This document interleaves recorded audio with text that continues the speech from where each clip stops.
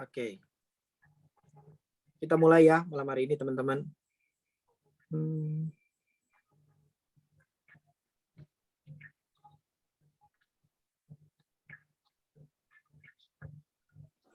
Nah, mindset apa ya teman-teman yang perlu kita miliki untuk teman-teman memulai bisnis ini, terutama para BI, teman-teman. Nah, saya mau ingatkan lagi, teman-teman. Mindset apa yang teman-teman perlu punya, teman-teman, untuk bisa menjadi pedoman dan dasar kita berkembang di bisnis ini. Mindset yang pertama, teman-teman, ada 6 mindset yang akan saya bagikan. Nomor 1 adalah secara sadar, percaya, teman-teman, bahwa produk dan bisnis kita bagus dan menolong banyak orang. Nah, kenapa kita perlu, teman-teman, percaya tentang produk dan bisnis kita dulu? Nah, kadang-kadang yang sering banyak terjadi, teman-teman, kenapa kita lemah di market atau lemah kita pada saat kita ketemu dengan klien atau dengan kita punya calon rekrut. Karena sebenarnya, teman-teman, kita sendiri yang belum benar-benar percaya dengan produk dan bisnisnya. Betul ya, teman-teman? Nah, ini dicatat, teman-teman. Sebelum kita mulai meyakinkan orang lain, teman-teman, kita kan tugasnya di sini, kalau BI, nomor 1 adalah untuk mau personal selling dulu, mau menuju ke BP. Betul ya, teman-teman? Tugas kita adalah untuk meyakinkan orang lain bahwa produk kita bagus, untuk meyakinkan calon partner kita bahwa bisnis kita bagus, teman-teman ya. Tapi sebelum kita mulai meyakinkan orang lain, teman-teman pastikan dulu bahwa teman-teman secara pribadi, secara personal, udah betul-betul sangat percaya dan yakin dulu dengan produk dan bisnis kita, teman-teman. Nah, banyak yang terjadi di luar sana, kita tuh sebenarnya masih punya keraguan dengan produk, dengan punya bisnis untuk orang baru. Nah, tugas kita pertama kali adalah untuk apa, teman-teman? Yakinkan dulu dong diri kita, benar-benar nggak produknya bagus, benar-benar nggak bisnisnya bagus. Kalau kita masih punya keraguan, teman-teman, kita jangan sungkan untuk tanya, minta keyakinan yang lebih lagi ke kita punya perekrut atau kita punya komunitas, kita punya tim, kita punya leader, teman-teman. Itu dulu. Jadi untuk bisa teman-teman menjadi orang yang meyakinkan orang lain bahwa produk dan bisnis kita bagus, nomor 1 yang utama adalah kita sendiri udah yakin dulu, teman-teman. Udah dengan sadar, percaya. Makanya kata-kata yang ditulis di sini tuh semuanya penuh makna, teman-teman. Secara sadar. Sadar, teman-teman ya. Bukan cuman karena, karena duitnya bagus, ya udah, kita harus jual nih produk, dapat duit. Nah, itu kurang keyakinannya, teman-teman. Tidak cukup kuat. Jadi, teman-teman perlu meyakinkan diri sendiri dulu bahwa produk yang teman-teman beli, teman-teman punya hari ini, itu benar-benar adalah produk yang bagus. Dan bisnis dan bisnis yang kita punya ini nggak cuma bagus, teman-teman, akan menolong banyak orang. Oke? Jadi, kita memang akan melangkah, teman-teman, untuk meyakinkan orang di sekitar kita, circle yang hari ini Tuhan kasih ke kita. Tapi sebelum kita mengambil langkah itu, teman-teman, langkah yang paling pertama adalah teman-teman harus secara sadar, secara diri sendiri, percaya dulu nih produknya. Gitu. Percaya dulu bisnisnya. Clear ya, teman-teman? Saya malam hari ini, teman-teman, kita refreshment. Jadi sekalian sambil diskusi aja, kita refreshment sekalian langsung diskusi. Teman-teman sampai di slide ini ada pertanyaan nggak, teman-teman? Atau ada tanggapan nggak? Cukup jelas ya, teman-teman? Kalau jelas, tolong bantu saya kasih tahu bahwa cukup jelas.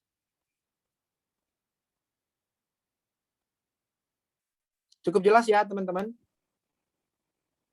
Cukup jelas, Kak. Jelas ya? Oke. Oke, kita santai aja ya, teman-teman. Oke, saya lanjut. Nah, mindset yang kedua yang penting juga, teman-teman, untuk semua orang, terutama yang baru memulai bisnis ini, yang ada di level BI, teman-teman. Nomor 2 adalah kita memahami tujuan dan impian dan visi hidup kita, teman-teman. Jadi ini nggak cuma bicara soal bisnis kita, teman-teman, nggak cuma bicara soal produk kita, tapi ini berbicara tentang kita, teman-teman. Berbicara tentang kalian. berbicara tentang kamu, teman-teman. Waktu kita ada di bisnis ini, teman-teman mau jalankan bisnis ini, oh saya mau jadi pebisnis asuransi, mau jadi seperti Cesanti contoh, atau siapa yang menginspirasi Anda hari ini ada di bisnis ini. Nah, kita perlu lihat diri kita sendiri dulu, teman-teman. Kita memahami, saya ini tujuan hidup saya ini apa sih sebenarnya? Banyak orang, teman-teman, bahkan yang hari ini ada di dunia pekerjaan, ada di dunia bisnis, banyak nggak teman-teman yang belum juga menemukan jati dirinya? Dia sebenarnya tujuan hidupnya mau apa sih sebenarnya? Belum cukup jelas, teman-teman. Yang penting kerja aja. Yang penting tetangga tahu saya keluar rumah, saya ada kesibukan. Tapi nggak punya tujuan hidup, teman-teman. Nah, kalau Anda yang belum punya tujuan hidup itu, teman-teman, maka teman-teman perlu memahami, melihat lagi, bertanya ke diri sendiri, asking to yourself, apa sih sebenarnya yang menjadi tujuan hidup saya? Kalau kita masih kebingungan, teman-teman, please ambil waktu untuk sharing, untuk deep talk dengan perekrut Anda, dengan siapapun yang ada di komunitas ini. Untuk cari tahu, saya ini tujuan hidupnya mau apa sih? Impian saya nih apa sih dalam 1 tahun ke depan, dalam 5 tahun ke depan saya kepengen jadi apa, dalam 3 tahun ke depan saya mau jadi apa. Itu yang penting, teman-teman. Nah, kadang-kadang tuh orang suka kehilangan energi untuk melakukan sesuatu. Kenapa? Karena dia tuh sebenarnya masih kosong, masih bingung, belum tahu tujuan impian dia hidup hari ini tuh untuk apa gitu. Nah, jadi penting, teman-teman, kalau kita sudah tahu, teman-teman, kita pahami. Kalau teman-teman yang sudah ada di posisi yang saya sudah tahu tujuan hidup saya, oh saya sudah menikah, saya 1 tahun depan tuh harus siapin anak saya sudah mulai butuh biaya, bla bla bla bla bla. Tahun kesekian dia sudah mesti siap, saya mesti punya dana pendidikan sekian, gitu. Oh saya mau saya keluarga yang begini, standar hidupnya seperti ini. Oh saya mau bantu orang tua saya, standar hidupnya harus jadi begini. Standar hidup yang saat ini begini, saya tujuan 1 tahun ke depan kepengen jadi ini, keluarga saya, gitu. Atau saya pribadi, hari ini masih tinggal sama orang tua. Dalam 1 tahun ke depan saya kepengen jadi apa? Oh misalnya saya mau jadi orang yang punya penghasilan, yang lebih oke, nggak cuma dapat dari gaji saja, nggak cuma mengandalkan satu sumber penghasilan. Saya mau punya satu sumber penghasilan tambahan yang dimana ini bisa saya pakai untuk mempercepat saya punya tujuan. Saya mau punya rumah sendiri, begitu. Jadi teman-teman, kita harusnya punya bayangan secara jangka pendek dan jangka panjang kita tuh mau jadi apa, gitu teman-teman. Kita tuh mau jadi orang yang seperti apa, itu udah harus ada di pikiran kita, teman-teman. Nah, please teman-teman cari waktu, kalau kita yang belum punya, cari waktu teman-teman untuk memahami teman-teman tujuan, impian dan visi hidup kita itu tuh apa, gitu-gitu. Kalau teman-teman udah tahu, teman-teman, please teman-teman pahami lagi, breakdown lagi. Oh, saya dalam jangka pendek jangka pendek itu artinya 1 tahun ya, teman-teman. Dalam 1 tahun ke depan saya mau ngapain, mau jadi apa, begitu. Dalam 5 tahun ke depan saya mau jadi apa? Saya kepengen dikenal sebagai Marco yang seperti apa? Dalam 1 tahun ke depan saya kepengen menjadi Marco yang seperti apa? Begitu. Menjadi Tessa yang seperti apa? Gitu. Nah, terus tanya lagi, teman-teman, apakah sudah sesuai dengan pekerjaan atau usaha kita saat ini, teman-teman? Kalau belum sesuai, itu artinya, teman-teman, kita jangan mengandalkan satu sumber penghasilan yang kita punya aja, atau sumber penghasilan yang kita miliki saat ini, teman-teman. Kita harus tambah lagi, teman-teman. Usaha kita harus tambah lagi, teman-teman. Gitu. Kalau saya udah jalankan Allianz 6 bulan, 1 tahun, income saya baru 500.000. Berarti kalau masih kurang, teman-teman, usaha kita harus tambah, gitu. Ya. Nomor 2, saya ringkas lagi, teman-teman, pahami tujuan dan impian visi hidup kita. Nah, apakah sudah sesuai dengan pekerjaan atau usaha kita saat ini, teman-teman? Oke, kalau belum berarti ini sign, teman-teman. Ini signal, teman-teman, untuk teman-teman do something, do more, teman-teman. Ya, itu mindset yang nomor 2, teman-teman. Mindset yang nomor 3, teman-teman, yang harus kita punya sebagai landasan. Nah, hanya orang melek, ingat teman-teman, hanya orang melek tahu ya teman-teman, yang bisa buat orang lain melek, teman-teman. Sorry.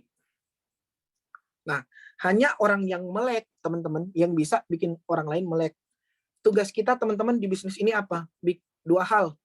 Bantu orang lain untuk melek secara keuangan. Pahami bahwa asuransi adalah instrumen jasa keuangan yang dapat membantu kita di kemudian hari pada saat terjadi resiko. Kalau teman-teman mau bantu orang lain melek, tugas kita kan mau bantu orang lain melek kan? Make sure bahwa kita juga orang yang sudah melek, teman-teman. Kalau belum melek, tanya lagi keyakinannya, diskusi lagi, deep talk lagi dengan perekrut Anda, deep talk lagi dengan bahas ini lebih dalam lagi dengan perekrut Anda, dengan komunitas teman-teman yang ada di bisnis ini, siapa yang Anda nyaman, gitu. Oke? Karena kita kalau mau bikin orang lain melek, kita dulu udah melek duluan. Kita udah harus melek duluan, teman-teman. Ya, nggak mungkin orang buta menuntun orang buta, teman-teman. Teman-teman mau bantu orang lain yang buta nih, tapi teman-teman juga buta, nggak bisa, teman-teman. Ya, hanya orang melek yang bisa bikin orang lain melek. Ingat itu baik-baik, teman-teman. Artinya, kalau teman-teman mau bantu orang lain melek secara finansial, melek mau tahu bisnis ini, teman-teman melek aja dulu, gitu. Ya, tugas pertama berarti bikin melek diri sendiri dulu. Oke? Nah, mindset yang keempat, teman-teman kalau ada pertanyaan nggak apa-apa ya, kita langsung teman-teman langsung bisa unmute terus langsung tanya aja. Kita diskusi malam hari ini. Nah, mindset yang keempat, teman-teman. Untuk recruiting, teman-teman, pilihlah orang-orang yang standarnya apa, teman-teman? Mau kerjasama, teman-teman. Mau sukses, tidak gengsi, sikapnya baik, dan melek visi, teman-teman. Jadi, kita tuh jangan jadi orang yang sembarang rekrut sebenarnya, teman-teman. Teman-teman harus punya standar rekrut. Jadi kalau hari ini teman-teman dipilih oleh orang yang sudah merekrut Anda ke sini, teman-teman. Teman-teman tuh berarti adalah orang-orang yang istilahnya memenuhi standar untuk orang yang memilih Anda, teman-teman. Gitu. Nah, teman-teman juga untuk merekrut teman-teman, khusus untuk recruiting, sebaiknya saya sarankan pilih, teman-teman. Pilih orang-orang yang mau kerjasama. Kalau teman-teman tahu dia sejak awal emang nggak bisa kerjasama, ngapain lu ajak ke sini, gitu. Nanti ke sini lu ribut, lu nyalahin dia yang kurang ajar, padahal kamu yang ajak dia ke sini, gitu. Ya, jadi standarnya teman-teman itu teman-teman harus punya, teman-teman. Tapi untuk kalian di awal, makanya kita selalu bilang kalau kita mau rekrut, ya mulailah dari orang-orang terdekat, teman-teman. Kadang-kadang kita sudah melangkah terlalu jauh, yang di dekat kita sendiri diambil orang. Padahal orang-orang terdekat kita adalah orang-orang yang paling mungkin kita bisa percaya dan yang paling mungkin percaya sama kita, gitu. Ya, pakai standar. Setelah teman-teman mengajak mereka, apa yang teman-teman perlu lakukan? Make them see what you see. Buat mereka melihat apa yang kamu lihat, teman-teman. Either entah produknya atau bisnisnya, make them see, teman-teman. Buat mereka melihat apa yang kamu lihat, gitu. Feel what you feel. Merasakan apa yang kamu rasakan. And want what you want, teman-teman.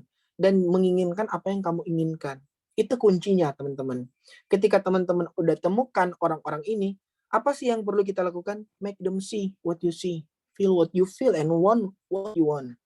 Gitu. Oke? Clear ya, teman-teman. Jadi standar rekrut itu sebenarnya penting, teman-teman, untuk memastikan bahwa Anda memilih tim yang Anda mau, gitu. Ya, karena di bisnis ini kita privilege-nya luar biasa ya, teman-teman. Kalau kita bekerja, kita nggak bisa pilih rekan kerja kita siapa, partner kita siapa, partner bisnis kita. Kalau partner bisnis mungkin kita bisa pilih ya, teman-teman. Makanya saya bilang privilege-nya kita ada di sini. Jadi kalau teman-teman yang salah pilih, teman-teman yang salah gitu. Karena teman-teman punya privilege untuk pilih teman-teman orang-orang yang teman-teman mau gitu. Oke? Nah, nomor 5, fokus. Buat orang-orang tahu Anda sedang belajar dan berkembang di grup ini, teman-teman. Di Ereva Community Boost RP. Di Boost Alliance, teman-teman. Orang-orang tuh perlu tahu, teman-teman. Kadang-kadang benar nggak, teman-teman? Udah join, teman-teman, ke sini mau duitnya. Oh, udah tahu. Bisnis ini bisa kasih saya duit banyak, bisnis ini bisa menolong orang lain.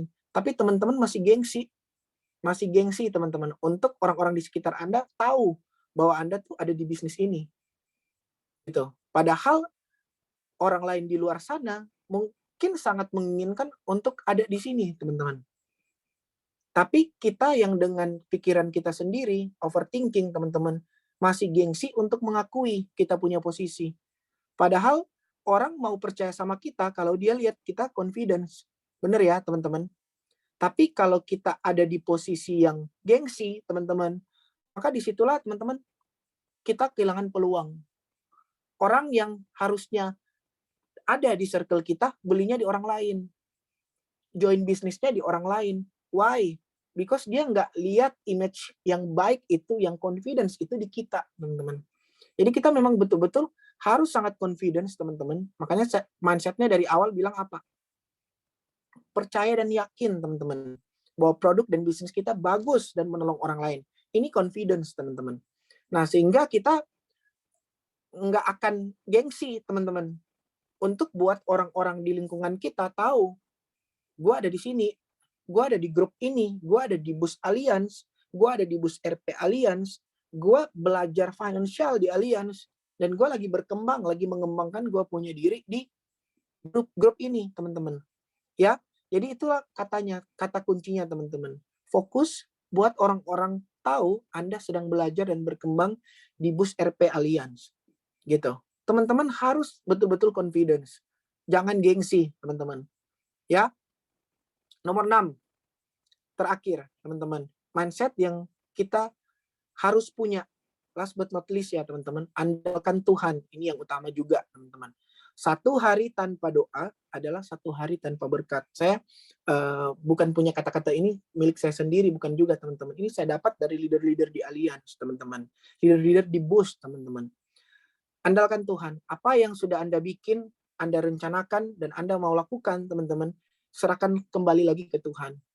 Doakan apa yang Anda kerjakan, dan kerjakan apa yang Anda doakan. Karena 1 hari tanpa doa adalah 1 hari tanpa berkat. Oke. Nah, itu mindset yang penting, teman-teman, kita miliki. Nah, mindset yang kalau kita bahkan yang baru bergabung di bisnis ini, teman-teman, sebelum kita melangkah memulai, please make sure, teman-teman, kita tahu mindset apa yang harus jadi kita punya fondasi, teman-teman, untuk menjalankan bisnis ini. Itu. Nah, ini sekali lagi, teman-teman, materi kita hari ini adalah materi refreshment. Artinya ini adalah sesuatu hal yang sebenarnya kita sudah tahu ya, teman-teman. Sudah mungkin dibahas juga oleh perekrut Anda, oleh leader-leader Anda sebelum Anda hari ini ada di sini. Tapi hari ini, teman-teman, diingatkan lagi bahwa yang menjadi dasar kita untuk jalankan bisnis ini adalah pola pikir yang benar dulu, teman-teman. Itu 6 pola pikir yang nggak boleh nggak, teman-teman. Harus teman-teman punya dan praktekkan. Oke?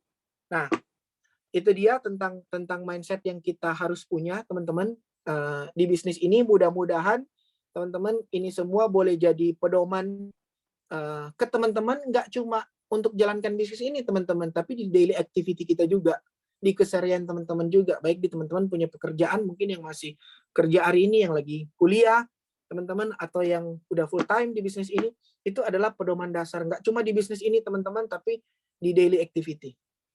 Oke? Nah, clear tentang mindset, teman-teman? Nggak ada yang mau tanyain atau ada yang mau tambahkan? Valerie mungkin mau tambahkan yang nomor 7? Sudah tahu dia. Oke. Nah, clear ya, teman-teman? Ada pertanyaan nggak?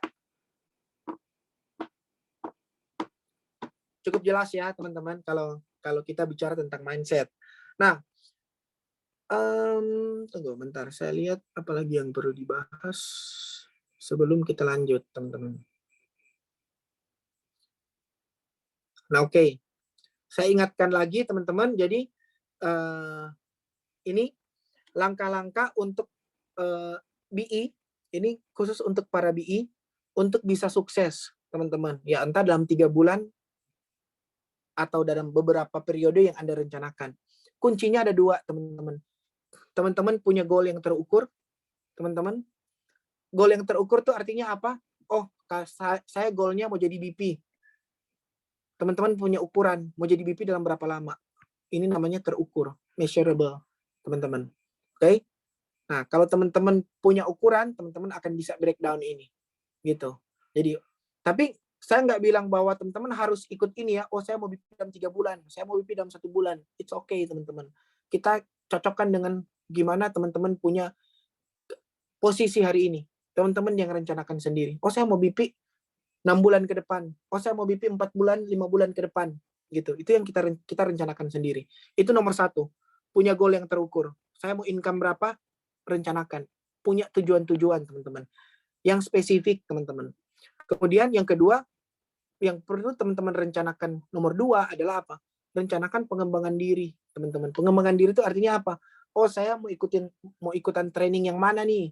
Oh, kalau ada training saya berusaha hadir atau enggak? Itu namanya kita mau mengembangkan diri. Karena teman-teman, saya yakin kalau teman-teman dirinya di sini berkembang, maka kantongnya juga pasti berkembang. Goal kita bicara mengenai teman-teman punya kantong. Ini, kalau ini bicara mengenai kita punya pengembangan diri. Bicara mengenai kita punya mindset.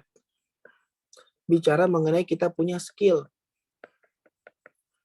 Bicara macam-macam tentang hal di luar kantong Anda. Berkembang nggak? Secara mental berkembang nggak? Gitu. Secara knowledge berkembang nggak? Secara skill berkembang nggak? Gitu. Nah, itu perlu direncanakan. Rencanakannya, toolsnya pakai apa? Rajin ikuti training, teman-teman. Rajin ikut pertemuan, rajin bertanya ke perekrut Anda, rajin ikut table talk, rajin ikut komunitas, teman-teman. Itu yang akan membantu Anda untuk mengembangkan diri. Kalau goal yang terukur ini, teman-teman tahulah, di posisi BI, ya nomor 1 saya jadi BP dulu. Oke, clear. Kemudian, nah sampai situ aja teman-teman. Kemudian saya juga mau remind ke teman-teman yang hari ini ada di posisi BI. Ini kelihatan ya, saya ada share notes, kelihatan ya? Kelihatan kok. Kelihatan ya, Cia? Thank you. Nah, saya mau kasih tahu posisi Anda. Jadi teman-teman hari ini ada di posisi BE. Oke? Untuk teman-teman yang ada di posisi BE. Tugasnya teman-teman adalah unlock bisnis sistemnya untuk menjadi BP. Kita tahu bahwa bisnis kita terbesar adalah ketika Anda di posisi BP, maka Anda di posisi pebisnis yang akan bisa mempunyai income dari generasi pertama sampai generasi ke-8. Inilah yang bikin Anda semua akan menjadi $1 million income team atau orang dengan penghasilan minimal kurang dari atau sama dengan 1 miliar ya, minimal 1 miliar. Lebih dari atau sama dengan 1 miliar. Dan seterusnya. Mau seperti Tante Lisha, 40 bintang, 40 miliar setiap tahun. Itu dimulai dari mana teman-teman? Dari posisi BP. Jadi kalau hari ini kita ada di posisi BI, tugas kita pertama adalah menjadi BP. Itu dulu teman-teman. Nanti kita ngomongin gimana kita bangun generasi, ada sesinya sendiri teman-teman. Kalau teman-teman udah di posisi BP, teman-teman akan ada satu kelas pengembangan nantinya di sini, di grup kita di Bus RP yang namanya meraih bintang, teman-teman. Gimana teman-teman bisa meraih teman-teman punya bintang dari bintang pertama sampai bintang yang teman-teman mau. Gitu. Tapi untuk bisa ada di posisi mau meraih bintang, teman-teman harus ada di posisi BP dulu. Gitu. Nah, mau jadi BP, masih ingat nggak berapa? Ada yang bisa kasih tahu nggak kayak berapa? Harus punya penjualan berapa? 25 juta. 25 juta ya. 25 juta premi bulanan atau setara dengan ALP 300 juta. Ada yang masih belum clear di sini? Boleh tanya. Ada yang masih belum clear nggak? Tessa udah cukup ngerti nggak ini? Tessa masih ada nggak? Masih ya, Tessa udah clear ya ini ya? Posisinya Tessa BI kan? Tugas Tessa pertama adalah menjadi BP. Benar ya, Tes? Benar. Nah, 25 jutanya udah clear ya, dapatnya dari mana? Udah ngerti, Kak. Oh, udah ngerti ya. Keren nih, mantap. Ada yang masih mau bertanya nggak? Thank you Tessa ya. Ada yang masih mau bertanya nggak tentang ini? Udah clear ya teman-teman berarti? Nah, 25 jutanya teman-teman nih bisa bagi, dapatnya dari mana? Simpelnya, fokuslah ke 10 nasabah Anda. Nasabah yang ada di sekitar Anda, teman-teman. Artinya kalau saya mau capai 25 juta per nasabah yang kemampuannya 2,5 juta. Kali 10 orang, maka Anda akan punya omset 25 juta atau setara dengan 300 juta ALP dan bisnis sistem terunlock menjadi BP. Gitu. Jadi sebenarnya cuma dengan modal 10 orang di sekitar Anda sudah bisa ada di posisi unlock bisnis sistemnya jadi BP, teman-teman. Yang penting Anda betul-betul menargetkan 10 orang yang seperti yang saya sering sharing terakhir-terakhir ini, teman-teman. Kita tuh kesulitan kenapa? Karena kita cari prospek orang yang nggak terlalu kenal. Satu. Orang yang kita tahu duitnya juga terbatas. Gitu. Ya. Ingat, teman-teman, kita akan menolong semua orang, bahkan yang nggak punya duit. Tapi sebelum teman-teman menolong orang lebih banyak, make sure tolong diri kita dulu sendiri. Nah, kita tuh akan tolong orang bahkan yang nggak punya duit. Kalau udah ada di posisi BP, teman-teman, yang nggak punya duit, kita juga bisa rekrut dia jadi BI. Benar ya? Nggak perlu buka polis. Buka polis aja ke diri dia sendiri. Benar ya? Tapi waktu teman-teman ada di posisi BE, tugasnya teman-teman adalah menentukan target dengan tepat. Targetingnya harus tepat. Cari orang yang nomor 1, saran saya, yang punya uang. 1. Yang kita tahu, oh dia secara keuangan tuh oke. Gitu. 2,5 juta dia udah pasti sanggup. 10 aja orang yang begitu. 1. Kedua, orang yang dekat dengan kita. Gitu.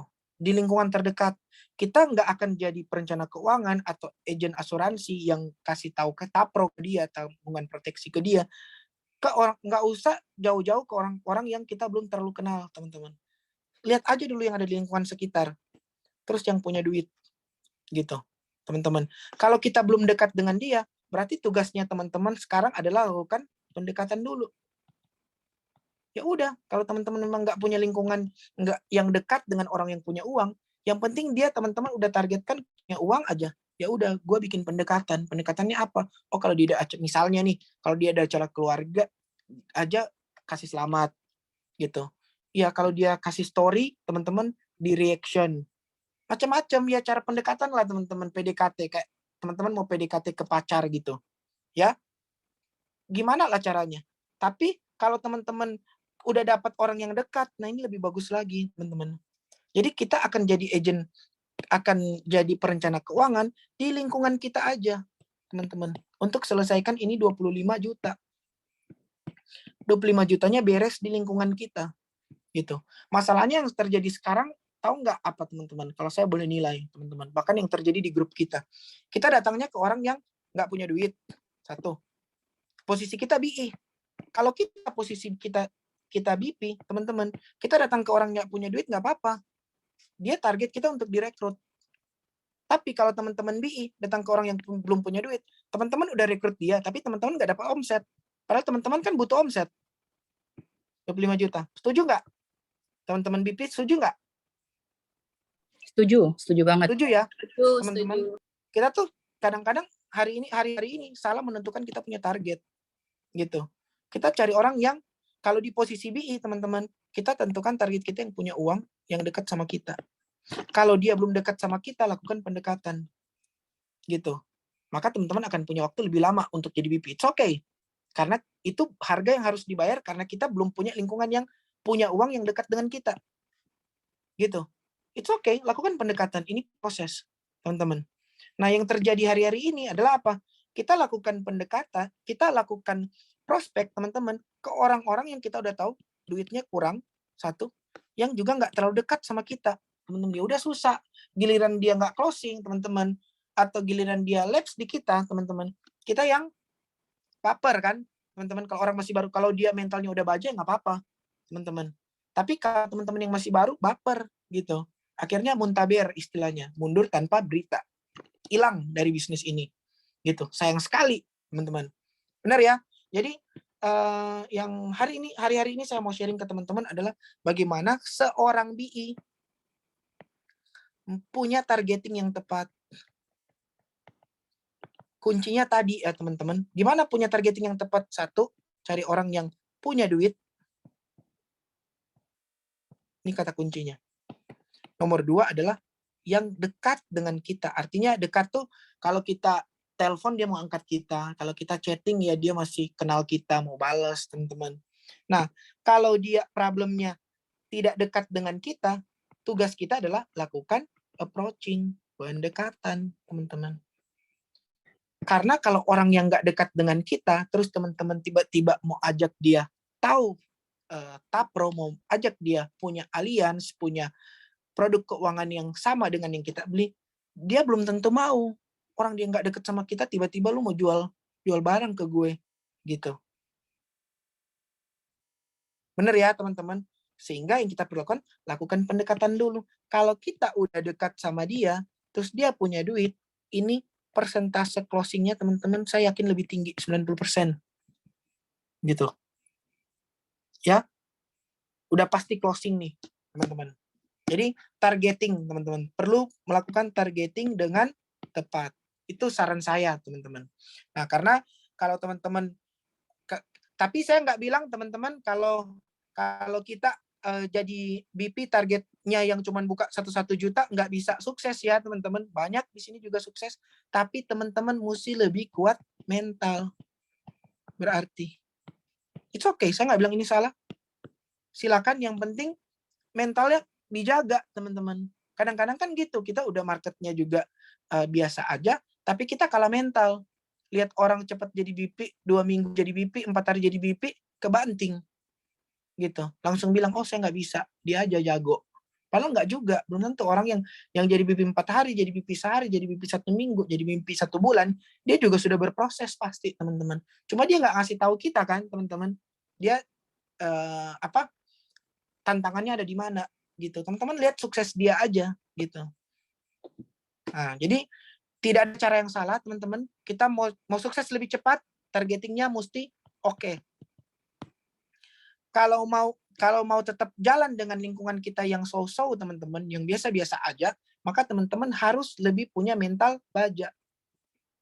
Gitu. Itu saran saya. Nggak ada yang salah. Dua-dua ini nggak ada yang salah ya teman-teman. Dua-dua orang ini bisa sukses. Yang sukses, yang gagal yang mana? Yang hari ini muntaber, yang give up. Itu aja sih. Cuma ini yang gagal. Kita sukses cepat bagus. Sukses dengan berproses juga, waktu yang kita punya itu bagus, teman-teman. Nggak ada yang salah. Tapi kalau teman-teman tanya saya, gimana supaya saya bisa sukses lebih cepat, mau unlock BP lebih cepat, ya targetingnya mesti oke. Itu jawabannya, teman-teman. Ya, clear ya teman-teman? Sampai sini clear ya? Clear, Po. Thank Clear you. ya? Oke. Nah, itu masalah mindset, teman-teman. Nah, kedua, yang saya mau refresh lagi ke kita malam hari ini. Bagaimana kita mau punya sales talk yang bagus atau cara bicara yang bisa membuka orang punya pikiran dalam waktu yang lebih cepat. Kita bicara apa sih sama dia, teman-teman? Nah, fungsinya apa? Saya mau refresh lagi ini ke teman-teman semua supaya teman-teman tidak sangat tergantung dengan teman-teman punya leader, tidak sangat tergantung dengan teman-teman punya perekrut. Kadang-kadang kan leader dan perekrut tuh pasti sangat kepengen bantuin Anda. Tapi benar nggak teman-teman juga di lapangan kadang-kadang suka secara kebetulan atau apa istilahnya, lagi nggak janjian ketemu sama orang dan punya waktu untuk sharing tapi bingung mau sharing apa. Kalau ngajak leader lagi, bikin janjian lagi, belum tentu ini orang mau. Bener ya? Jadi malam hari ini saya mau refresh ke teman-teman gimana sales talk basic teman-teman yang bisa teman-teman pakai supaya teman-teman kalau ketemu teman atau kayaknya saya nggak perlu panggil C Santi deh, saya yang sharing dulu. Apa yang akan kita bilang ke dia? Oke? Penting nggak teman-teman menurut teman-teman ini? Tahu ini penting nggak menurut teman-teman? Ada yang bisa bantu jawab? Penting nggak? Penting lah ya. Penting. Ya. Oke. Bentar. Oke. Apa yang kita bicarakan dengan dia? Oke. Udah ketemu orangnya ini toh. Udah basa-basi dikit apa? Tinggal ngomong. Bro. Gua mau sharing nih. Kita mau sharing nih. Sorry, jadi teman-teman yang telat hadir hari ini kita udah minta izin sejak awal, kita akan bicara lebih Nusantara, lebih berbahasa Indonesia yang baik, karena ada tim-tim kita yang juga dari Jakarta, yang basicnya memang bukan orang Manado, ya teman-teman. Jadi kalau yang mau ditranslate ke Manado silakan teman-teman. Kalau cara ngomongnya mau dikasih translate ke Manado ke prospek Anda, pasti sangat silakan, karena kalau kita ngomong lu gue di orang Manado juga nantinya dia tak tahu aku bilang ana apa prospek bye jangan muntah ubi toh. Oke. Nah, mulai dari mana? Kita mulai dari sini. Gimana sih kita membuka orang punya pikiran? Yang kita ceritakan adalah fakta hidup, teman-teman. Jadi teman-teman nggak perlu takut untuk sharing ini, karena yang kita bicarakan ini bukan sesuatu yang tentang produk, teman-teman. Tapi yang kita ceritakan ini adalah fakta kehidupan. Nah, bilang aja, bro, gue mau ngomong sesuatu sama lo. Tentang apa sih? Tentang fakta kehidupan. Fakta kehidupan, satu konsep yang sebenarnya basic, tapi gue juga baru tahu. Gitu. Nah, konsepnya seperti apa? Coba kita sharing. Satu hal yang kita rasa bagus, yang kita baru tahu juga. Nah, ini. Nah, hari ini kan hampir 100% orang lagi ada di posisi bekerja ya. Kerja di orang, kerja di perusahaan, kerja di macam-macam lah ya teman-teman. Kalau nggak kerja, bisnis. Teman-teman, jadi ini yang saya ngomong ini sales talk ya teman-teman. Yang namanya sales talk itu adalah udah cara bicara dengan nasabahnya begitu teman-teman. Teman-teman tinggal kopas aja, tinggal copy paste aja. Jadi saya ini saat ini dalam beberapa menit ke depan nggak akan ngomong ke teman-teman, tapi saya akan ngomong ke nasabah nih. Itu namanya sales talk. Jadi teman-teman mendengar seperti saya lagi ngomong dengan nasabah. Bro, kan kurang lebih hampir semua orang ada di posisi ini, bekerja atau enggak bisnis. Apa sih tujuan orang kerja sama bisnis, bro? Mau punya duit toh, mau punya duit kan, mau punya income, mau punya penghasilan, mau punya uang. Nah, pertanyaan selanjutnya, bro, kenapa sih orang mau punya uang? Kan ini, hidup kan nggak gratis, bro. Ada yang namanya biaya hidup. Macam-macam lah biaya hidup ya, bro ya. Teman-teman, kita kasih contoh lah. Kayak kita nih masih punya cicilan rumah, biaya hidup sehari-hari, makan, bensin, apa segala macam, bantu orang tua, listrik, isi pulsa, cicilan motor, mungkin cicilan mobil, macam-macam ya. Kalau sumber keluarga, biaya anak sekolah, benar ya, duit susu. Karena hidup nggak gratis, mesti kerja bro. Karena hidup ini ada biaya. Nah, normalnya bro, setelah orang udah bisa membiayai dia punya biaya hidup, kan dia punya kelebihan dana nih. Biasanya taruh di tabungan dong. Bener ya? Kalau duitnya udah ada agak oke, dia upgrade dia punya duit dari tabungan jadi apa? Jadi deposito, macam-macam lah bro ya. Jadi saham, jadi properti, jadi tanah, jadi kripto. Macam-macam lah ya yang orang sekarang bikin. Jadi bisnis baru. Macam-macam lah ya bro. Nah, intinya ini adalah aset bro. Bener nggak? Nah, kebanyakan orang bro baru sampai di posisi ini. Kerja. Jadi teman-teman bisa pakai kertas ini teman-teman. Teman-teman nggak perlu beralasan, oh saya belum punya iPad, gimana saya mau presentasi, pakai slide presentasi. Ya teman-teman bisa pakai kertas, catat ini. Nah, kebanyakan orang baru sampai di sini. Bro, kerja, bisnis, punya duit, bayar dia punya biaya hidup. Sampai sini aja. Gitu. Benar nggak? Tapi better kita mulai hari ini tahu bahwa kita harusnya punya kelebihan dana, punya surplus untuk apa? Kita jadikan aset, entah jadi tabungan atau cash aset, deposito cash aset, atau kita jadikan aset-aset surat berharga, contoh properti, aset tidak bergerak atau aset-aset bergerak, mobil, kendaraan, gitu. Nah, tujuannya apa? Kita perlu punya aset supaya bro kita nggak jadi pekerja seumur hidup. One day kita bisa pensiun dan aset ini yang menghasilkan duit, gitu.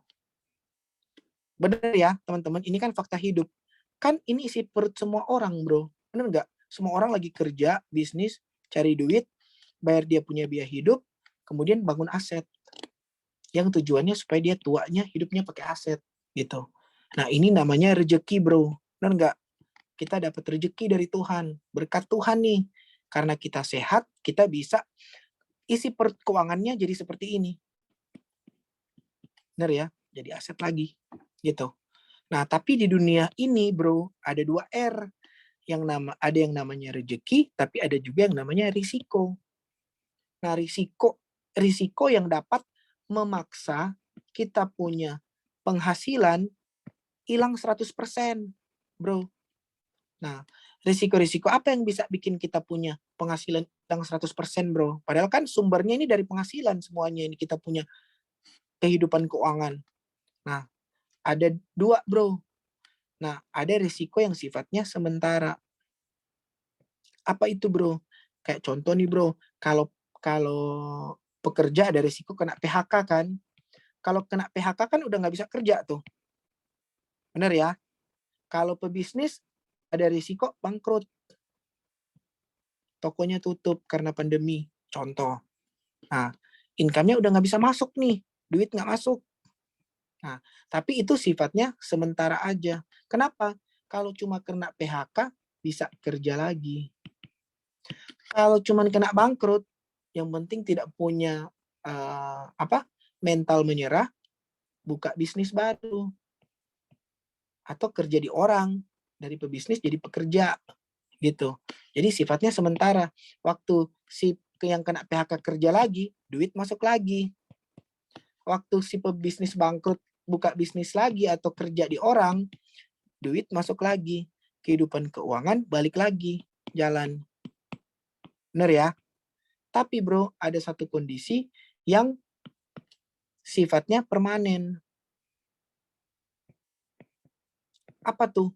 Ini bro yang namanya sakit SK Camat. Sakit, kecelakaan, cacat, meninggal tua. Contoh nih bro, kayak Jupe kena yang namanya kanker serviks. Satu aja yang dia kena, kanker serviks. Nah, kita lihat apa yang terjadi dengan Jupe punya kondisi keuangan. Secara permanen, Jupe udah nggak bisa kerja. Nih, Julia Perez udah nggak bisa kerja. Otomatis duit nggak bisa masuk. Apa yang terjadi? Biaya hidupnya amburadul, bahkan muncul biaya hidup yang baru, biaya medis. Udah biaya hidup nggak bisa dibiayai, ada biaya baru lagi. Akhirnya apa? Tabungan ludes, asetnya dijual murah, bro. Ancur-ancuran. Ini namanya financial disaster. Secara keuangan yang kita pelajari, bro, DP bahasa keren ini financial disaster. Terjadi bencana keuangan. Pusing nggak tuh, bro? Pusing lah. Nah, sehingga, bro, secara finansial solusinya apa? Kita orang harus punya yang namanya dana darurat. Jadi income, duit yang kita punya hari ini jangan dihabisin. Simpan aja dana darurat, ambil 10-20% simpan sebagai dana darurat. Gitu. Ada 2 cara menyediakan dana darurat, bro. Satu, kita tabung secara pribadi. Simpan sendiri nih, bro.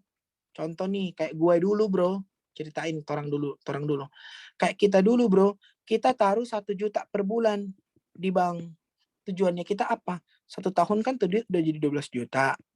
10 tahun duitnya jadi 120 juta. Tujuannya kita apa? Kalau amit-amit terjadi resiko-resiko ini, bro, maka duit ini deh yang akan backup. Bener ya? Gue nggak bisa kerja, ada duit deh 120 juta. Aset gue aman. Tapi ternyata simpen sendiri ini tuh masih problem, bro. Kenapa? Kita kan nggak pernah tahu resiko kena di tahun keberapa. Bahkan nih bro, kita udah simpan 20 tahun, duitnya 240 juta. 20 tahun ke depan amit-amit kejadian resiko, duit gue cuma 240 juta. 240 juta, itu pun udah kemakan inflasi 20 kali. Tiap tahun kan naik naik harga barang, bro. Apalagi harga medis, naik 15% setiap tahun. Harga rumah sakit tuh tiap tahun naik 15% ternyata, bro. Inflasi Indonesia cuma 5-6%. Tapi inflasi medis 15%, 3 kali lipat, hampir 3 kali lipat. Gitu. Nah, duit kita berisiko nggak cukup. Jadi ada 2 problem. Kita nggak pernah tahu kita mau kena sakit di tahun keberapa. Kalau kena di tahun pertama, duit gue baru 12 juta. Mau kena di tahun yang panjang pun, duitnya udah kemakan inflasi 20 kali. Gitu. Bisa-bisa gue bangkrut, jual aset lagi. Nah, jual aset kan nggak gampang, bro. Gitu. Nah, sehingga hari ini, bro, apa yang gue kepengen cerita ke lu? Hari ini, gue menggunakan dana darurat pakai instrumen keuangan yang namanya Allianz. Gitu. Duit 1 juta gue dipindahin nih dari kantong sebelah kiri ke kantong sebelah kanan. Dari tempat yang kiri ke tempat yang benar. Gitu. 1 jutanya jadi apa? 1 jutanya jadi dana darurat yang optimal. Jadi berapa tuh optimalnya? Dioptimalin jadi berapa tuh sama Allianz? 1 jutanya gua, kalau Hendro punya nih, 1 jadi kartu rumah sakit, limitnya 10 miliar. Kalau amit-amit kena sakit kritis, dikasih duit cash 300 juta. Amit-amit meninggal dunia, ahli waris gue aman, bro, gue nggak bikin susah mereka. Ada warisan 300 juta cair ke ahli waris. Totalnya 10,6 miliar manfaat yang Allianz komitmenkan. Keren nggak ini, bro? 1 juta gua simpan 20 tahun pun baru 240 juta. Di Allianz, gua taruh di bulan pertama, duitnya udah di upgrade 10,6 miliar. Lu coba bayangin, bro, kalau gua simpan sendiri 10,6 miliar. Gua udah berusia berapa tuh, bro? Mungkin udah di atas 200-300 tahun, bro. Artinya ini nonsens kalau gua simpan sendiri dengan duit kemampuan 1 juta.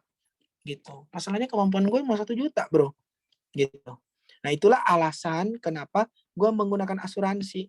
Kata kuncinya adalah apa? Kenapa kita harus pakai asuransi, harus pakai Allianz? Karena kita dana daruratnya nggak optimal. Itu. Gimana cara optimal dana darurat? Satu-satunya cara pakai asuransi, bro. Kalau simpan sendiri berat dan menyakitkan. Gitu. Jadi itu konsep sederhananya, teman-teman, tentang fakta hidup yang kita bisa sharing. Ini kan satu konsep yang teman-teman nggak perlu hafal sebenarnya, nggak perlu pikirin, teman-teman. Karena ini fakta hidup yang terjadi di semua kantong keuangan semua orang. Benar ya, teman-teman? Jadi, kalau saya ringkas, teman-teman, ini apa? Semua orang lagi kerja bisnis. Bentar.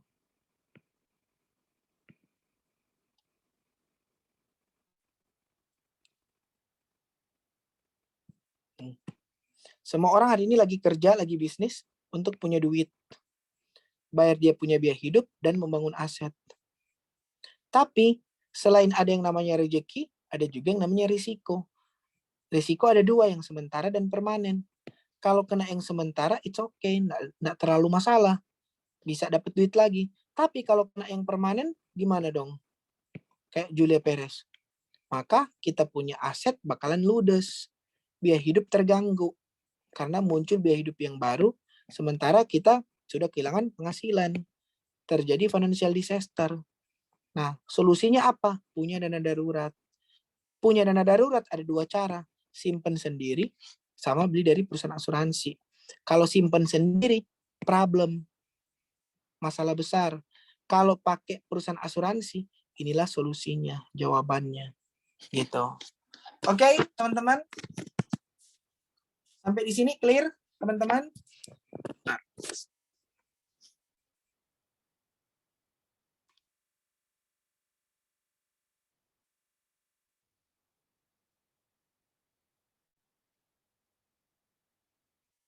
Sampai di sini clear ya, teman-teman? Clear kok. Clear ya, teman-teman? Nah, teman-teman nggak usah khawatir untuk teman-teman yang mungkin hari ini baru pertama kali mendengar ini. Jadi malam hari ini refreshment ini dibuat adalah untuk merefresh kita, teman-teman. Tapi follow up-nya ada di mana? Ada di Table Talk, teman-teman. Jadi sharing refreshment malam hari ini nggak berakhir hari ini, teman-teman. Kita akan pertajam ini di Table Talk. Jadi di hari Selasa sampai hari Sabtu minggu ini, itu batch pertama teman-teman. Jadi teman-teman boleh kontak saya, boleh kontak direct leader Anda juga, silakan teman-teman. Dan kita ketemuan untuk saya perdalam ini di teman-teman yang betul-betul mau, teman-teman. Yang betul-betul mau memahami dan mau ambil ilmu ini. Gitu. Kita teman-teman cari waktu aja, kontak saya, teman-teman waktunya kapan kita janjian. Yang pasti table talk tuh akan open daily setiap hari, teman-teman tinggal kontak saya untuk saya pertajam dan bikin teman-teman bisa, teman-teman, untuk menjelaskan konsep ini. Oke? Nah, terakhir saya mau refresh ke teman-teman mengenai tiga produk utama, teman-teman, winning product unggulannya kita yang wajib dimiliki oleh semua orang. Tadi juga saya sudah sempat singgung ya, teman-teman. Itu apa? Kartu rumah sakit, uang tunai sakit kritis, dan warisan. Nah, saya refreshment, teman-teman. Nah, yang namanya kartu rumah sakit,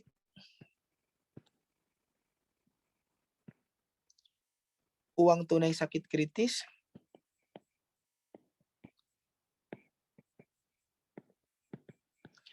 dan yang namanya warisan. Oke. Secara sederhana, teman-teman mungkin lebih banyak dengar saya ngomongin ini. Tujuan saya ngomongin pakai bahasa-bahasa yang saya lingkar ini adalah supaya nasabah kita atau calon partner kita lebih cepat memahami in real life-nya seperti apa. Oh, kartu rumah sakit. Oh, uang tunai sakit kritis. Kalau sakit kritis pegang uang tunai. Oh, warisan. Kalau meninggal dunia, ahli warisnya terima warisan, terima duit, teman-teman. Nah, saya refresh lagi ke teman-teman. Tapi di Allianz, bahasanya teman-teman yang perlu juga teman-teman tahu, kalau di Allianz tuh kartu rumah sakit, bukan cuma di Allianz, hampir di semua asuransi, kartu rumah sakit itu bahasanya adalah HS atau Hospital and Surgical. Atau kalau bahasa Indonesianya adalah rumah sakitnya dan operasinya. Bahasanya. Jadi HS itu singkatan dari Hospital and Surgical. Oke. Kalau secara produk di Allianz, HS ini ada banyak. HS Plus, HS CPX, HS CPP yang terbaru sekarang. Sama ada HS apa lagi ya? Nah, ini yang paling banyak sekarang ada 3 ini, teman-teman. Tapi yang paling banyak kita pakai adalah 2 ini. Teman-teman, HSCPX dan HSCPP. Kenapa? Karena ini adalah yang sudah membayar manfaat HS yang sesuai dengan tagihan. Pilihan wilayahnya kita boleh pilih. Itu. Nah, kalau manfaat HS ini, teman-teman, nasabah atau kita yang membeli produk ini menerima manfaatnya berbentuk kartu. Benar ya, teman-teman. Dan manfaatnya dibayarkan dari Allianz waktu si nasabah klaim, dibayarkan Allianz kemana? Rekening rumah sakit. Kenapa? Karena yang namanya manfaat rumah sakit cuma membayar biaya rumah sakit aja. Semua biaya yang terjadi di rumah sakit. Jadi dia nggak akan bayarin ini ke rekening nasabah, tapi ke rekening rumah sakit. Kecuali nasabahnya sudah bayar sendiri dan melakukan reimbursement atau permintaan penggantian ke Allianz. Oke. Nah, fungsi utama dari manfaat HS ini adalah apa? Membayar tagihan rumah sakit. Itu fungsinya. Untuk membayar risiko yang kita bakalan keluarin kalau amit-amit masuk rumah sakit. Gitu. Clear ya, teman-teman. Kalau kita ngomongin manfaat uang tunai sakit kritis, nah di Allianz tuh teman-teman akan, kalau kartu rumah sakit teman-teman akan lebih banyak dengar HS, HSCPX, HSCPP, Hospital and Surgical. Tapi kalau manfaat sakit kritis, ini kan bahasanya kita untuk mempergampang. Yang paling atas nih saya tulis adalah bahasa kita untuk mempergampang mempermudah kita punya nasabah memahami. Uang tunai sakit kritis, kartu rumah sakit, warisan. Tapi kalau uang tunai sakit kritis ini, bahasanya di Allianz apa sih? Critical illness. Atau sering disingkat CI. Oke? Nah, teman-teman akan banyak dengar produknya tentang apa? CI Plus, CI 100, Flexi CI, CI Accelerated. Intinya semua yang teman-teman beli untuk uang tunai sakit kritis adalah tentang CI. Pilihannya yang mana kita mau pilih adalah sesuai dengan kebutuhan nasabah, teman-teman. Teman-teman akan lebih memahami ini kalau teman-teman sudah punya case secara langsung dengan nasabah. Oke. Nah, manfaat uang tunai sakit kritis ini diberikan secara cash. Beda ya, teman-teman. Kalau kartu rumah sakit tuh kita dikasih kartu. Kalau critical illness atau CI atau uang tunai sakit kritis, nasabah dikasih duit cash. Oke. Yang tujuan akan dicairkan ke rekening mana? Rekening pribadi nasabah, bukan rumah sakit. Jadi nggak ada urusan sama biaya rumah sakit gitu. Contoh, si nasabah beli uang cash sakit kritis 1 miliar. Allianz nggak peduli tagihan rumah sakitnya cuma 10 juta. Kalau dia kena sakit kritis memenuhi syarat, 1 M cair ke rekening pribadi. Itu. Mau biaya rumah sakitnya cuma 10 juta, dia beli 1 M masuk ke rekening pribadi. Nggak ada urusan dengan urusan rumah sakit. Yang penting dia kena sakit kritis, divonis kena sakit kritis. Sama halnya dengan kartu rumah sakit, teman-teman. Kalau kita ngomong kalau dia nggak kena sakit kritis, apapun sepanjang dia masuk ke rumah sakit dan sudah memenuhi syarat, semua tagihan rumah sakit bakalan dibayarin ke rekening rumah sakit. Nggak peduli dia sakit kritis atau sakit biasa. Oke? Jadi manfaatnya teman-teman sudah bisa lihat ya. Kalau manfaat fungsinya adalah untuk apa? Fungsi utama duit ini secara fleksibel cash dicairkan ke rekening pribadi, sifatnya fleksibel. Tidak menuntut tagihan, cuma menuntut vonis dokter aja bahwa nasabah kena yang namanya sakit kritis. Fungsi utamanya adalah untuk apa? Mengcover kita punya biaya hidup. Makan, bensin, anak punya uang sekolah. Kan kartu rumah sakit nggak bisa bayarin tuh anak punya duit sekolah. Padahal contoh papanya udah kena stroke nih, udah masuk rumah sakit. Anaknya duit sekolah udah nggak ada duit dia karena udah nggak punya penghasilan contoh. Nah, duit ini yang akan mengcover. Jadi secara kebutuhan kita akan mengcover biaya hidup pakai uang tunai sakit kritis. Tapi sifatnya tetap fleksibel. Kalau kita mau pakai duit ini sebagai kita punya biaya berobat, bisa nggak? Bisa-bisa aja. Kan duitnya udah masuk di rekening pribadi. Fleksibel mau dipakai buat apa aja. Mau bayar biaya hidup boleh, bayar biaya medis boleh, pakai buka bisnis boleh, pakai jalan-jalan boleh. Terserah yang punya duit. Benar ya? Nah, manfaat terakhir, teman-teman, yang akan saya refresh, manfaat warisan. Yang akan teman-teman sering dengar di Allianz, bahasanya adalah UP dasar, uang pertanggungan dasar, atau uang pertanggungan jiwa, atau term life. Nah, pokoknya kalau bahasa yang teman-teman dengar di Allianz, dia bilang term life, dia bilang UP dasar, dia bilang UP jiwa, itu udah pasti warisan maksudnya. Oke? Nah, produknya apa? Sama. Inilah produknya sudah bicara tentang ini. Oke? Nah, manfaatnya berbentuk apa? Sama dengan uang tunai sakit kritis, sorry. Manfaatnya berbentuk tunai, cash. Dicairkan ke rekening mana dong? Ada yang bisa bantu jawab? Enggak, yang BI. Kalau yang BP nggak usah jawab. Cair ke rekening mana? Kalau uang Ahli tunai waris, ahli waris. Ahli waris. Rekening ahli waris. Pinter rekening ahli waris.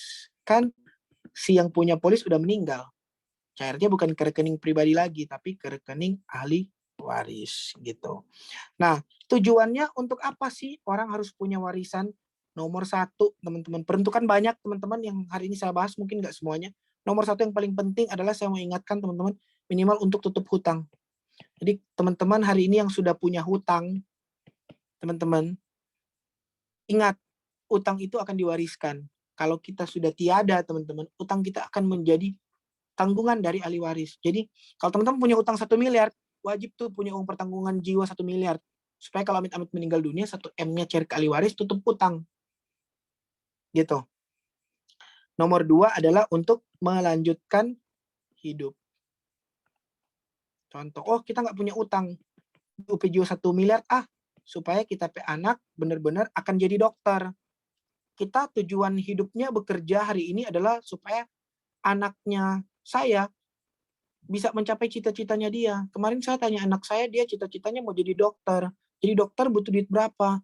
Kira-kira kalau saya forecasting, kalau saya perkirakan sampai dengan dia gede, lulus kuliah dokter, ambil spesialis, mungkin saya akan habis 10 miliar. Contoh, saya harus siapin 10 miliar, udah plus inflasi. Berarti, kalau untuk pastikan dia bisa jadi dokter sesuai yang saya mau, caranya gimana? Saya harus pastikan diri saya sehat dan bisa menghasilkan uang itu supaya anak saya bisa beres dia punya pendidikan. 1, itu cara pertama, plan A. Plan B-nya gimana? Kalau misalnya dia masih sekolah terus tiba-tiba kita kena sakit gimana dong? Atau tiba-tiba kita udah nggak bisa kerja lagi karena mohon maaf kecelakaan, cacat, atau meninggal, caranya gimana dong? Beli UP Jiwa 10 miliar. Beli uang tunai sagi kerja 10 miliar. Ngerti ya teman-teman? Jadi itu cara-cara menyelesaikan masalah dengan nasabah. That's why kita harus datang ke nasabah yang kita kenal supaya apa? Kita bisa beresin dia punya problem, kasih solusi yang tepat sesuai yang kita tahu gitu. Ngerti ya? Kalau enggak ya kita mesti tanyain semua hal ke dia. Oh bapak anaknya gimana? Umurnya berapa? Kalau kita nggak terlalu dekat, kemungkinan besar dia nggak terbuka. Benar ya teman-teman? Sehingga yang kita perlu lakukan adalah apa? Ya berarti lu jangan dulu closing hari ini. Jangan dulu cerita asuransi banyak-banyak. Kenali aja dulu orangnya. Approaching aja dulu. Kenalan aja dulu. Gitu. Kayak yang tadi saya kasih tahu. Ya teman-teman. Jadi itu dia teman-teman yang saya refresh malam hari ini ke teman-teman. Saya ringkas lagi teman-teman apa yang sudah kita pelajari malam hari ini. Ini udah pukul 22 teman-teman ya. Masih kuat ya semua. Oke. Nah, saya refresh lagi teman-teman. Apa yang kita pelajari malam hari ini adalah nomor 1 tentang masalah tentang mindset teman-teman. Jadi ada 6 mindset yang harus menjadi dasar teman-teman untuk kita jalankan bisnis ini sampai sukses dengan enak teman-teman. 6 mindset ini sadar dan percaya bahwa produk dan bisnis kita bagus dan melok banyak orang. Pahami tujuan dan impian visi hidup kita apakah sudah sesuai dengan pekerjaan atau usaha kita saat ini. Ketiga teman-teman, hanya orang melek yang bisa bikin orang lain melek. Keempat, untuk recruiting, teman-teman, pilih orang-orang yang mau kerjasama, mau sukses, tidak gengsi, sikapnya baik, dan melek visi. Make them see what you see, feel what you feel, and want what you want, teman-teman. Nah, fokus buat orang-orang tahu Anda sedang belajar dan berkembang di Reva Community Bus RP Alliance. 6. Andalkan Tuhan, 1 hari tanpa doa adalah 1 hari tanpa berkat. Nah, yang kedua, teman-teman, tadi kita sudah belajar, teman-teman, gimana untuk mempresentasikan fakta kehidupan, teman-teman. Nah, prinsipnya 93% orang di dunia ini lagi ada di posisi kerja dan berbisnis, mencari uang untuk membiayai dia punya kehidupan dan membangun aset. Tujuan membangun aset adalah supaya punya passive income di kemudian hari. Tapi yang namanya rezeki di dunia ini ada juga pasangannya yang namanya risiko. Nah, risiko ada 2. Ada yang sifatnya sementara dan ada yang sifatnya permanen. Kalau sifatnya sementara, contoh kayak PHK, punya solusi, masih bisa kerja lagi, dapat duit lagi. Bangkrut, punya solusi. Jadi bangkrut itu bukan akhir dari segala-galanya ya teman-teman. PHK juga bukan akhir dari segala-galanya. Bangkrut bisa bisnis lagi, dapat duit lagi. Akhir dari segala-galanya yang mana dong? Ini yang permanen. SK camat, sakit, kecelakaan, cacat, meninggal, tua. Buktinya ada nggak? Ada, Jupe. Jupe waktu dia kena sakit kritis, itu nggak bisa kerja, dia nggak bisa syuting. Karyawan juga udah kena stroke, mungkin cuma setahun dibayar gaji udah stop. Benar-benar ya. PNS juga kerja meskipun kena stroke masih bisa terima income, tapi turun income lebih dari 50%, teman-teman. Turun income 10% aja kita ngamuk-ngamuk, gimana kalau udah turun di atas 50%? Terganggu lah income-nya. Biaya hidup terganggu, biaya medis nambah, udah gitu. Oke. Nah, terganggu sama sifatnya permanen. Solusinya apa? Punya dana darurat. Memiliki dana darurat ada dua cara. Lu bisa simpan sendiri pakai tapri, tapi ada risikonya. Risiko apa? Risiko pertama, kita nggak pernah tahu risiko kena di tahun keberapa, duit kita belum seberapa. Risiko kedua adalah dalam jangka panjang kekumpul duit sekian, kita punya dana udah kemakan inflasi 20 kali. Sehingga the best solution, solusi terbaik adalah apa? Lu pakai instrumen modern, bro. Jangan kayak orang tradisional, konvensional, simpen duit di bank, simpen duit di bawah bantal buat dana darurat. Nggak gitu, bro. Pakailah yang namanya produk keuangan yang modern, yang hari ini orang semua udah pakai, termasuk gue, namanya Allianz. Tujuannya apa? Mengoptimalkan kita punya dana darurat. Gue punya 1 juta udah jadi optimal tuh, jadi 10,6 miliar gitu. Nah, terakhir teman-teman, yang teman-teman sudah pelajari adalah tadi kita sudah refreshment tiga winning produk kita: kartu rumah sakit, uang tunai sakit kritis, dan warisan. Oke, nah sampai di sini teman-teman, ada yang mau menambahkan atau ada yang perlu saya tambahkan ke teman-teman? Atau ada pertanyaan? Atau cukup jelas? Kalau cukup jelas kasih tahu dong teman-teman, cukup jelas. Gitu. Supaya berarti udah nggak ada yang perlu ditambahkan ya. Cukup jelas ya teman-teman? Nah, Cukup jelas, Po. Thank you, Po. ya, oke. Nah, jadi teman-teman, satu hal yang saya pengen sampaikan juga adalah refreshment malam hari ini tidak akan komplit, teman-teman, kalau teman-teman, thank you responnya, Val, kalau teman-teman tidak sempatkan teman-teman punya diri untuk contact your direct leader, ajak dia untuk semi deep talk dengan Anda, untuk bahas ini teman-teman, supaya teman-teman akan punya ilmu pegangan untuk bisa teman-teman pakai gitu. Ya, teman-teman.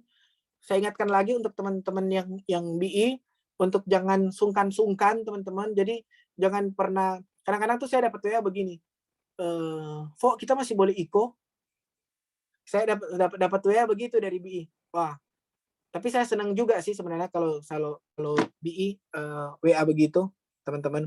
Artinya dia masih kepengen lagi, tapi mungkin dia udah kena apa ya? Udah kena mental dikit-dikit lah, udah kena malu gitu teman-teman. Jadi nggak usah malu teman-teman. Yang namanya kita mau sukses, kita tuh mesti jauh-jauh dari kata malu teman-teman. Ya, nggak usah malu-malu, nggak usah minder teman-teman. Leader Anda itu adalah orang yang paling kepengen membuat Anda sukses teman-teman. Direct leader Anda, komunitas bisnis Anda adalah orang-orang yang paling kepengen melihat Anda sukses teman-teman. Karena kesuksesan bisnis ini adalah kalau kita semua sini sama-sama sukses teman-teman. That's why kita bilang kita punya visi adalah apa? Build wealthy generation, teman-teman. Membangun satu generasi yang wealthy, teman-teman, yang sejahtera. Sejahtera tuh bukan cuma bicara isi kantong, tapi juga sejahtera secara mindset, gitu. Oke, nah ini udah pukul 22, teman-teman. Nah, saya lihat di sini juga Riko hadir, teman-teman. Ada tim Riko juga yang hadir di sini. Mungkin Riko mau tambahkan sesuatu, silakan. Kalau teman-teman masih mau pertanyaan setelah Riko, silakan. Halo, Riko, ini kedengaran? Teman-teman kedengaran ini? Kedengeran kok. Kedengeran. Ya, kalau mau tambahan mungkin cuman yang ini ya, kartu rumah sakit hospital. Nah, kebanyakan di lapangan yang saya temui, orang tuh suka bandingin kan yang namanya BPJS sama kartu hospitalnya kita kan. Jadi kalau kita tawarin yang namanya asuransi kesehatan, mereka suka langsung bilang di awal, kan gue udah punya BPJS, kayak gitu. Jadi mental dari pertama. Nah, yang perlu kita tahu bahwa sebenarnya kartu asuransi itu nggak berbicara, kartu hospitalnya kita itu tujuannya tidak hanya sekedar soal bayar biaya tagihan. Karena kalau kita ngomong ke customer-nya kita, ke klien kita bahwa kartu hospital tujuannya hanya sekedar untuk membayar biaya tagihan, itu juga nanti apa bedanya sama BPJS? Karena BPJS juga membayar tagihan, kayak gitu. Tapi lebih dari sekedar masalah membayar, kita lagi ngomong tentang sesuatu yang namanya fasilitas. Jadi kartu asuransi itu sebenarnya lebih identik sama yang namanya fasilitas medis, teman-teman ya, jangan salah kaprah. Supaya cara ngomongnya lebih kuat lagi. Karena kalau kita ngomong masalah bayar ke klien yang sebenarnya basically dia punya uang, nanti dia akan bilang ya ngapain juga pelit sama diri sendiri. Toh lu punya uang, lu bisa bayar aja ngapain ribet gitu. Tapi kan sebenarnya orang yang punya uang juga belum tentu punya kemudahan. Saya kasih contoh teman-teman ya. Ada salah satu klien saya yang akhirnya mutusin punya HSCP karena masuknya tidak dengan cara ngomong, kok kalau Koko punya ini, nanti biayanya dibayar sama Allianz, nggak sekedar itu. Tapi ada beberapa poin tambahan, kok kartu fasilitas ini akan kasih Koko kemudahan kalau ada resiko medis. Misalnya, berobatnya mau di luar negeri. Orang punya uang juga nggak bisa bawa duitnya cash kebanyakan ke luar negeri karena ada regulasi yang mengatur. Misalnya kita bawanya cuma sebanyak berapa, 100 juta uang cash yang bisa dibawa. Tarik tunai di luar negeri juga ATM-nya kita cuma maksimal 500. Kalau di Singapura berarti 500 Sing dolar per hari penarikannya. Yang jadi ribet tuh kalau tagihannya lebih dari 100, 200 atau 300 juta. Nah, ini yang jadi masalah gitu. Karena ada beberapa kondisi nasabah, termasuk nasabahnya Riva juga pernah, itu akhirnya repot juga karena dia sampai harus minjam duit ke beberapa rekan dia di Singapura, minjam duit cash, bukan karena dia nggak punya duit cash. Dia ini salah satu nasabah besar juga yang punya duit cash, tapi nggak bisa bawa duit cash dan tidak punya akses untuk tarik duit cashnya di sana. Akhirnya dia harus pinjam ke beberapa kerabatnya dia uang cash, cuma untuk bayar biaya rumah sakit. Nah, itu dia bilang, itu 600 juta. Bagaimana kalau biayanya miliaran? Takutnya kerabatnya dia juga tidak punya uang cash di saat itu sebanyak itu. Nah, itu kan masalah. Nah, itu kenapa kita arahkan dia untuk punya HSCP, kartu asuransinya kita, itu tidak sekedar masalah bayar-membayar, tapi memberi kita kemudahan transaksi. Nah, kebanyakan orang yang punya duit itu maunya di situ. Dia mau dimudahkan transaksinya. Kemarin salah satu nasabahnya Vincent juga gitu. Sekarang masih di Singapura, di MONI. Lagi dirawat di sana. Bawa kartu HSCP-nya kita. Semua juga udah keluar offering letter, asuransi Allianz sudah tanggung, dia tinggal melakukan pengobatan dan fokus kepada kesembuhan. Dia nggak perlu lagi ribet sama yang namanya administrasi. Kadang orang tuh kalau dalam kondisi sakit kan pusing juga sama yang namanya administrasi. Nah, fokus ke situ teman-teman. Kita kartu asuransinya ngomongnya tentang itu. Tidak sekedar masalah bayar, kita juga kasih yang namanya kemudahan-kemudahan. Karena tidak perlu bayar cash, tidak perlu sediain cash, tidak perlu deposit, tinggal cashless saja. Berarti tidak perlu bawa uang yang banyak karena isi kartu kita itu isinya juga miliaran. Seperti itu teman-teman. Jadi cara ngomongnya kita yang harus lebih spesifik kepada kebutuhannya si klien nantinya. Itu aja sih tambahannya, Rivo. Oke, thank you Ko. Jadi benar ya teman-teman. Jadi saya setuju dengan Riko tadi bilang bahwa kalau kita basicnya memang membayar tagihan rumah sakit, tapi kalau kita mesti pintar-pintar nih. Kalau kita cuman sampai di situ, ya orang akan bandingin ini dengan BPJS, teman-teman. Tapi kenapa kita juga nasabah butuh ini? Karena konsepnya gue beli kartu hospital dari private company, which is dari Allianz, dari perusahaan swasta, dari perusahaan asuransi. Tujuannya adalah apa? Untuk kenyamanan juga, teman-teman. Karena yang pasti tagihan rumah sakitnya yang pakai BPJS dan pakai perusahaan asuransi pasti berbeda dia punya fasilitas. Ada banyak fasilitas plusnya. Ada hospital assistance, macam-macam teman-teman. Jadi nanti teman-teman akan go lebih detail tentang feature produk masing-masing dari 3 winning produk yang tadi saya sudah share ke teman-teman. Pada saat teman-teman sudah memulai bikin ilustrasi. Kalau saya jelasin sekarang nanti teman-teman puyeng. So teman-teman tuh cara belajar di grup kita adalah apa? Teman-teman action, nanti di lapangan teman-teman akan temuin case, dan di case yang teman-teman temui, disitulah teman-teman akan belajar lebih detail, teman-teman. Kalau teman-teman belajar lebih detail di case yang teman-teman temui, itu akan lebih kesimpan di sini. Daripada saya cuap-cuap semuanya kasih ke teman-teman, belum tentu teman-teman mau memahami itu karena belum kebayang juga seperti apa. Oke, jadi di sini kita akan lebih banyak learning by doing. The point is nasabah tuh nggak beli kita karena produk kita bagus.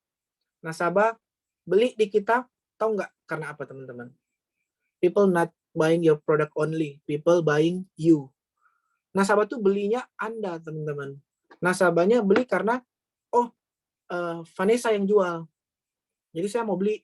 Oh benar ya konsep yang Roger bilang, saya mau beli gitu. Jadi people not buying your product only. Bukan cuma karena produk Anda logik dan bagus. People buying you. So makanya teman-teman perlu juga mengembangkan teman-teman punya diri, perlu teman-teman mengembangkan skill-nya teman-teman.